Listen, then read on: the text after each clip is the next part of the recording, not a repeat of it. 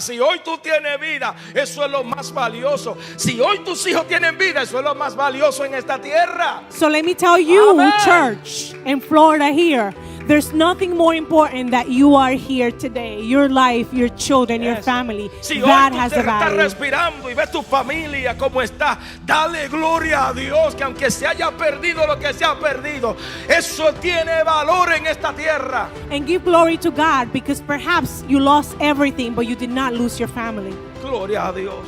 Well, Recobran ánimo, y yo te lo digo aquí en esta hora. and I'm Recobra telling you, ánimo, don't give up, porque todavía tú estás vivo. because you're still alive. Yes. There is hope. Recobra ánimo, porque todavía estás viendo tu familia, tus There is hijos. hope. Tienes salud. You have your family, you Yes. have your children, you have your health.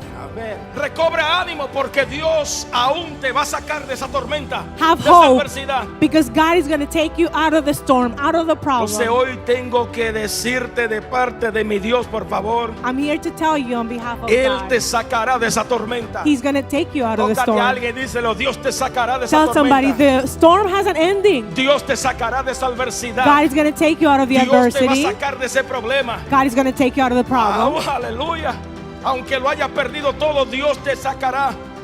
Even if you lost everything, God is going to take you out of the Aunque storm. hayas perdido las cosas materiales, como tu casa, como tu carro, como tu mueble, tu nevera, aunque hayas perdido todo, Dios te sacará de ahí, caramba. Even if you lost all the material things, you know, your car, your refrigerator, the things, Si God Él is going to se take you out of encargó there. de conservarte tu vida, si Él se encargó de conservar tu familia, déjame decirte, de esa Dios te saca también. Let me tell you, if He got you to be alive inside of that storm, there is a purpose, and He's going to take you out of that storm too.